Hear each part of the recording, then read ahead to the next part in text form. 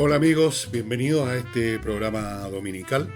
Y el producto de hoy día tiene que ver con cómo es que los creadores de una obra científica, artística, histórica o lo que sea, cómo se inspiraron, de dónde llegó el motivo, qué fue lo que hizo que se les ocurriera hacer tal o cual cosa. Y se me ocurrió este tema precisamente por eso, porque la cosa más mínima puede producir una idea. Yo no tenía idea, me levanté en la mañana, fui al baño, me metí a la ducha, todavía no se me ocurría nada, bajé al escritorio aquí donde estoy trabajando, tampoco se me ocurría nada, y de repente miro estas hojas que tengo en blanco para anotar cosas, y arriba en el encabezado estaba la frase Valses Nobles. No sé cuándo y por qué la escribí, Valses Nobles, tiene que ser en relación a una música de Maurice Ravel que se llama Valses Nobles y Sentimentales, pero ¿por qué la puse? Y con esa pregunta y con esa curiosidad en que pensé, ¿cuándo y por qué puse esto? Se me ocurrió el programa, o sea, por una nadería. Se me ocurrió hacer un programa de qué es lo que inspira. En este caso, esto me inspiró a hacer este programa sobre las inspiraciones. Así es, las cosas más banales a veces han producido obras importantes y las cosas más banales producen cosas sin ninguna importancia como este programa. Es decir, detrás del pensamiento de la obra, de los grandes talentos, qué sé yo, no hay necesariamente un proceso solemne, majestuoso, que estuvo operando desde la infancia, a lo largo de los años, sino que puede ser la cosa más mínima. Y les voy a poner en este programa varios ejemplos. Pero antes de hacer eso, les quiero recordar, amigos, este libro que en este caso no tengo idea qué fue lo que me motivó a escribirlo. Hay un contexto de mi interés por el tema, por supuesto, que es Roma. Y aquí cuento cómo, más o menos, no sé si cuento realmente cómo me nació el interés. Cuento un montón de cosas sobre Roma, sobre mi interés por Roma, sobre los libros que perseguía en la Biblioteca Nacional para saber algo de Roma. Pero cuando se me ocurrió escribir esto y llamarlo así, no tengo la más mínima idea, no me acuerdo. Tiene que haber sido una cosa también insignificante. No, esto no es el resultado de una vocación de toda mi vida. Voy a hablar sobre Roma, no.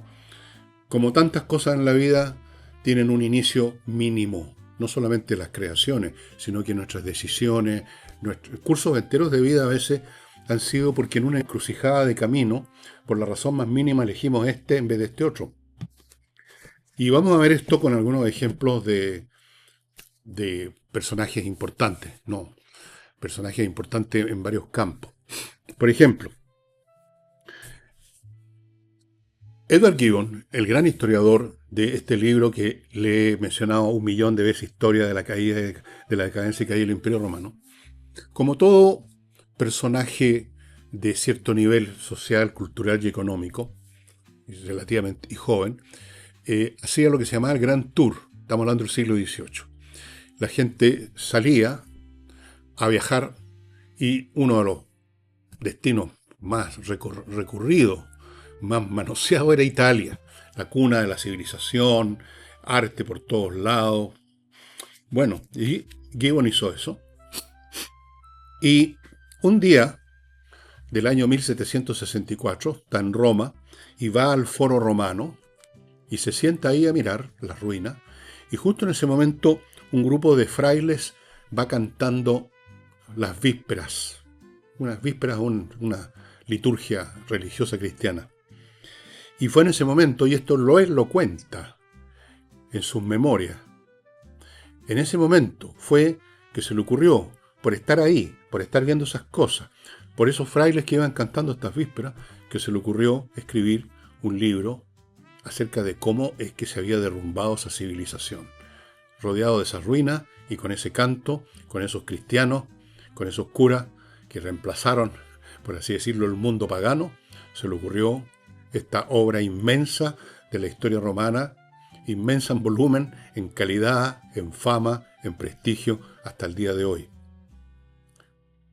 Fíjense ustedes que él empezó a escribirla después de una preparación inmensa, se leyó todo lo que había sobre Roma en esa época, ya era mucho, y empezó a escribirla, mírenlo cómo son las cosas, las coincidencias históricas. empezó a escribir al año 1776, o publicó el primer volumen, no me acuerdo, pero en todo caso, algo coincide con esa fecha en que Estados Unidos declara su independencia, y escribió la última línea y publicó el último volumen en 1789, cuando está por iniciarse la Revolución Francesa. Bueno, los numerólogos estarán contentos con estas coincidencias. Así que miren ustedes, si no está ese día en el Foro Romano, si no pasan esos frailes cantando las vísperas, no se le ocurre a Gibbon escribir su enorme, voluminosa, catedralicia historia de la decadencia y caída del Imperio Romano, obra que hasta el día de hoy, a pesar de que desde el punto de vista científico, histórico, se ha superado mucho la historia de Gibbon, pero por su estilo, por su prosa impresionantemente elegante, por su ironía, por su inteligencia, sigue siendo una catedral de la historiografía. Cualquier amigo de la historia romana como yo estará de acuerdo conmigo, creo. Así fue. Y ahora veamos el tema de cómo se le ocurrió a Mary Shelley ese libro tan interesante, tan importante, que ha sido origen de millones de ediciones, de películas, de series, Frankenstein. Sí, lo escribió una mujer, Mary Shelley, que por esa época estaba vinculada a Lord Byron y a otros poetas y artistas británicos. Estamos hablando de principios del siglo XIX. Bueno, en 1816, Lord Byron, la Mary Shelley y otros amigos, poetas, creo que estaba ahí un importante poeta que luego murió en un naufragio. Sí. Estaban ahí una tarde, una noche, bebiendo, conversando, y de repente Lord Byron se le ocurrió, dijo: les propongo que cada uno de nosotros escriba una historia de terror. Ok, les pareció entretenida la idea. Y pasaron un par de días y a Mary Shelley no se le ocurría nada. Y que no se le ocurrió un argumento para escribir un cuento de terror, no una novela, un cuento. Y no sé qué es lo que estaría pensando. Los otros ya se les ocurrió algo, los otros a lo mejor ya los vio escribiendo y yo no tengo ninguna idea, no sé qué hacer. Y esa noche tuvo una pesadilla en la cual un niño estaba de rodillas frente a una criatura que había creado. Y de ese sueño nació la idea del hombre, el doctor Frankenstein, que crea con trozos de cadáveres una criatura. Ese es el origen. Una pesadilla y una idea en una velada nocturna en Ginebra, estaban en Suiza, aburridos, probablemente ya medio escopeteados, probablemente se bebía mucho en esa época, y de ahí surgió Frankenstein. No fue algo que hubiera estado en la mente de Mary Shelley durante años, así madurándola, dándole vuelta, no, ese fue el origen de Frankenstein. Hay otro caso de un gran poeta británico que él cuenta exactamente cómo se le ocurrió un enorme y poderoso poema que se llama Kublai Khan, la corte de Kublai Khan, un déspota oriental. Bueno, resulta que Coleridge era aficionado, como muchos británicos en esa época, al opio. El opio. Entonces, un día consume opio, en la tarde temprano, le viene sueño, se manda una siesta. Y dice él, porque esto lo contó todo Coleridge, que tuvo un sueño enormemente preciso y detallado de la corte de Kublai Khan, de una corte oriental, digamos, con frases que la describían perfectamente delineadas en su mente mientras soñaba. Y despertó y dijo: tengo que escribir un poema con todo esto. Lo tenía claro en mente. Y empieza a escribirlo. Y en eso llega una visita. Lo interrumpe. Y debido a eso, buena parte de todo lo que tenía en mente se desvaneció. Pero le quedó suficiente para escribir un tremendo poema que lo tituló Kublai Khan. Por ese sueño, de esa tarde, de esa siesta, inspirado en el opio, El opio se usaba mucho, ¿eh? Lo tomaban en unas botellitas así, venía en forma líquida, lo llamaban láudano. Era opio. Se usaban todas las clases sociales, unos por un motivo, otros por otro. Y un poema completo emergió de ahí. ¿Podrán ustedes creerlo? ¿Han tenido ustedes esa clase de sueños vívidos, tan perfectos, tan determinados, que les inspira una obra? Bueno, a mí me ocurrió. Me ocurrió con un libro que se publicó y estamos preparando la segunda edición corregida con otras fotos, Adiós Valparaíso. Y yo conté, en el libro mismo conté, en Adiós Valparaíso, que yo soñé una noche que escribía un libro que se llamaba Adiós Valparaíso. Y me gustaba tanto en el sueño, como personaje del sueño, me sentía tan bien escribiendo ese libro, que cuando desperté decidí voy a escribir ese libro. Y lo escribí. Y a usted seguramente que le ha pasado también. A todos nos ha pasado, siquiera una vez en la vida. Un sueño fantástico, maravilloso, de esos sueños que uno despierta con el corazón henchido, con entusiasmo, con optimismo, y uno lo recuerda con todo detalle. Y si acaso se dijeron cosas o se escribieron cosas, en ese sueño usted las recuerda todas. Y a veces se usan y a veces no. A veces lo que pasa simplemente es que uno se acuerda de ese sueño toda la vida. Yo hay sueños que tuve de niño, sé que de niño. Y los recuerdo con todo detalle hasta el día de hoy, que soy un viejo de 77 años. Bueno, lo que le pasó a Coleridge fue mucho más importante que mi libro Adiós Valparaíso. Escribió ese poema Kublai Khan. Pero hay más. Le voy a nombrar otro escritor que también, de una manera completamente mínima, por una causa mínima, escribió una obra inmensa de la literatura francesa y mundial. Marcel Proust. En una oportunidad estaba tomando once, como decimos en Chile, no sé con quién, la verdad, no conozco muchos detalles. Y él mismo creó, alguien de la mesa que estaban tomando, metió un queque, lo remojó en el té y brotó un olor. Y con ese olor se le vinieron a la mente a Marcel Proust recuerdos de su infancia. Y a partir de ahí escribió su gran obra, A la recherche de temps perdu, a la búsqueda del tiempo perdido, que está hecho de puros recuerdos.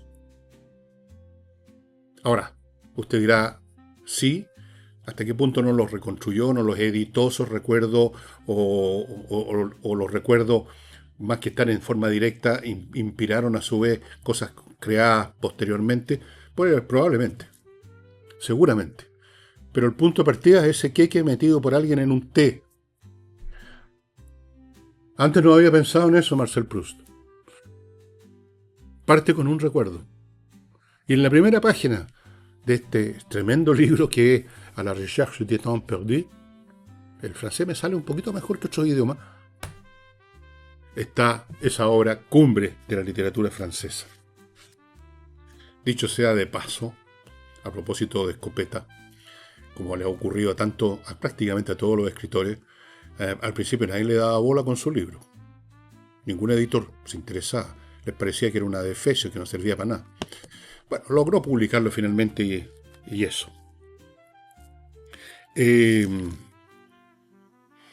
pintura, lo mismo. Hay un gran pintor llamado Vincent van Gogh. Algunos lo califican dentro de la escuela impresionista, otros más bien, y que yo que con razón lo ponen ya como creador de la escuela expresionista.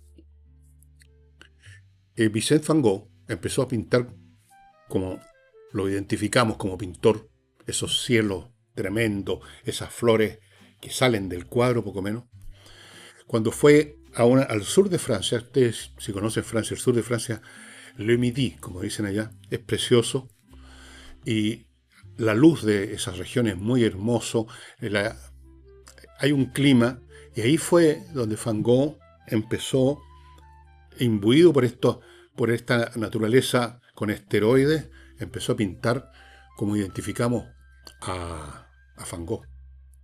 Porque fue Arles. Arles está en el sur de Francia. Creo que fue Arles. Sí, Arles.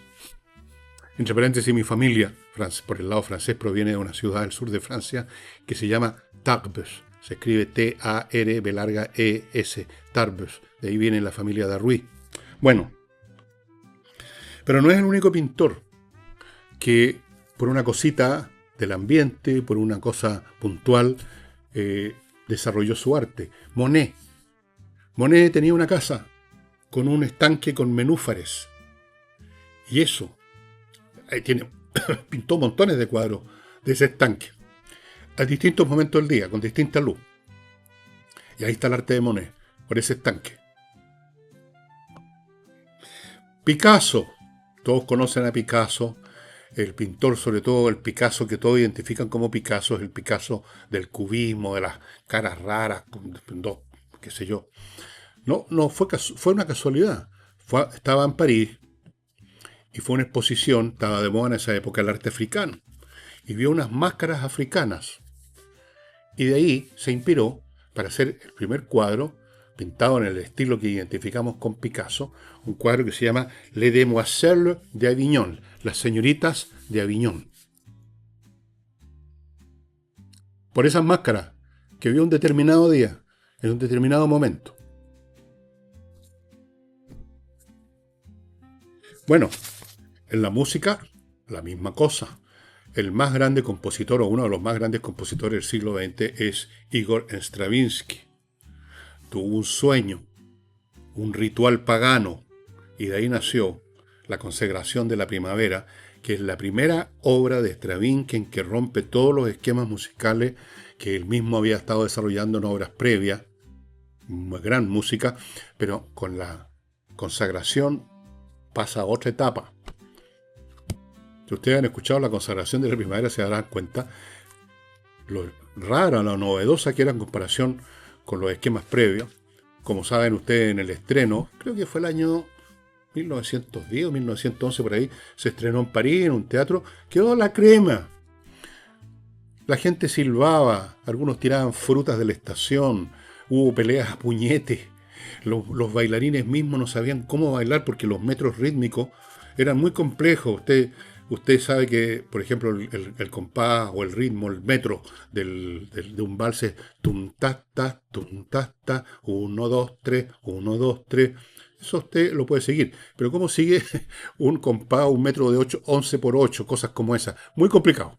Entonces los bailarines no sabían de repente cómo seguir, los músicos tratando de tocar, mientras tanto en la platea y en las galerías las volaban las frutas. Fue una música extraordinaria. ¿Por qué? Porque tuvo esas visiones de un rito pagano Igor Stravinsky. En la ciencia también, los azares, los momentos, las instancias, los eventos particulares determinan muchas cosas. Hubo una plaga en el siglo XVII, una epidemia, y el gran físico, uno de los más grandes científicos de toda la historia de la ciencia, Isaac Newton, se retira, se va de Londres, se va a una localidad y ve caer una manzana. Esta historia es cierta, la contó el propio Newton. Ve caer una manzana. Y de ahí, de ese hecho, viene la teoría de la gravitación universal, estimado amigo, en que él dice, no solamente las manzanas caen, son atraídas, sino que los grandes, las estrellas, los planetas, la ley de gravitación es universal. Las casualidades están detrás, los eventos singulares de grandes ideas, de grandes descubrimientos, de grandes obras de arte. Fleming, por ejemplo, y la penicilina. ¿Cómo fue el descubrimiento de la penicilina? Bueno, Fleming estaba de vacaciones. Vuelve a su laboratorio, había dejado unas plaquetas. Ustedes saben, esos paralelepípedos de vidrio chiquitito donde se le pone alguna cosa y se ponen en el microscopio para mirar de qué se trata. Y observó que una de las plaquetas que había dejado se había contaminado con un hongo. Y observando en el microscopio, se dio cuenta que alrededor de ese hongo no habían bacterias, las habían destruido todas. Ahí descubre el poder aniquilador de ese hongo. De ahí viene la penicilina, estimados amigos. Bueno, esto ocurrió en 1928 de regreso de unas vacaciones, por una plaqueta que dejó olvidada y que se contaminó con un hongo.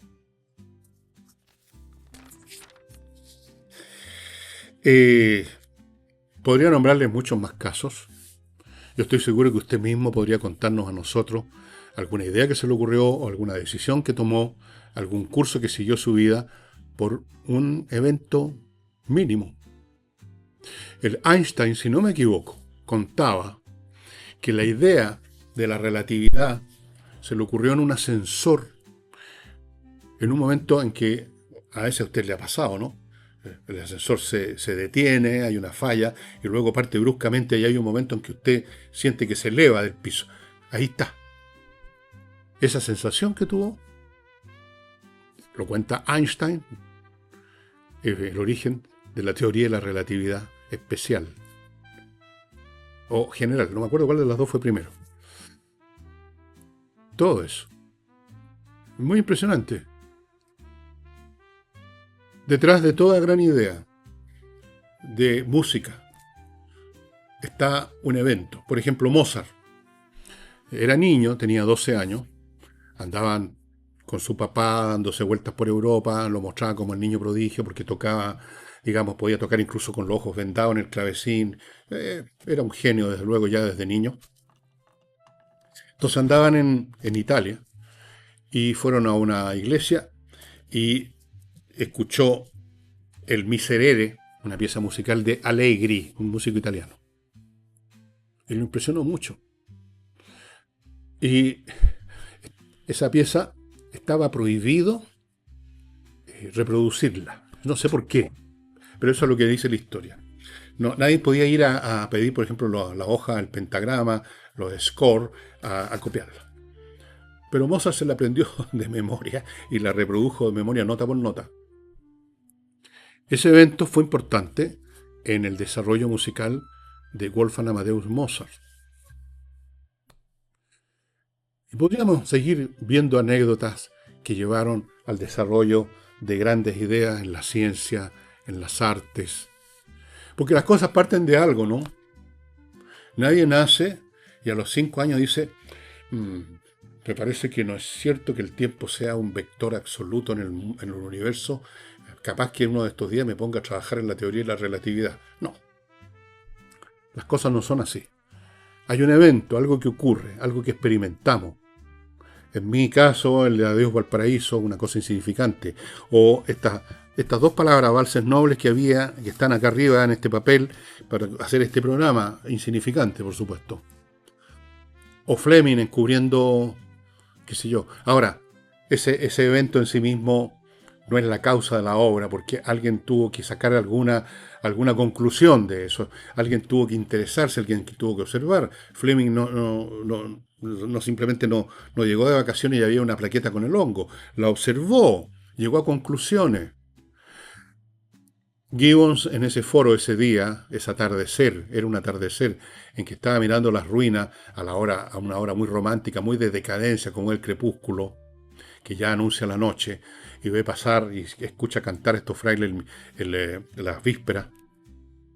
Bueno, otros 100.000 personas que hubieran podido estar ahí no habría llegado a ninguna parte con eso.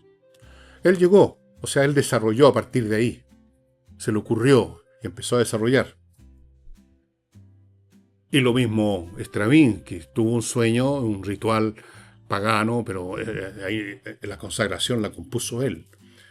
Es decir, ahí está su fuerza intelectual. Y lo mismo con Coleridge, tuvo un sueño. Ahora, hay veces que en los sueños, usted los ha tenido, yo los he tenido, en que está todo completo. Lamentablemente uno despierta y se le olvida casi todo. Yo he tenido sueños, a mí me gusta mucho la música, supongo que lo sabrán, y en algunos sueños, no mucho, he estado tocando el piano y he compuesto una cosa que me parece preciosa mientras sueño. Probablemente sea una pieza de Mozart que la estoy tocando en el sueño, creo que la estoy componiendo yo. Pero después uno despierta y se le olvida casi todo. Ese es el tema con los sueños. Hay gente que tiene en el velador un papel y un lápiz para anotar cosas si son interesantes, pero será una persona en 1.000.000 que hace eso. Y la mayoría de los sueños simplemente se olvidan del todo, al punto que uno ni siquiera sabe si soñó o no. ¿Dormí? ¿Soñé algo? Y si soñó, y si se acuerda, es un fragmento mínimo de todo lo que pudo haber soñado. Pero hay veces en que un sueño nos hace sonar la trutruca. Díganme que no. Y a estos personajes la hizo sonar no la trutruca, sino una orquesta completa. Bueno, esto es curioso, todas estas cosas que les he contado, pero sirven para sacar una cierta conclusión de cómo funciona la mente humana. La mente humana funciona, nuestras vidas funcionan, ya sea que creamos cosas importantes o no, sobre la base de desarrollos que hacemos de eventos puntuales que hemos experimentado. No hay otra forma. Eso es lo que se llama inspiración.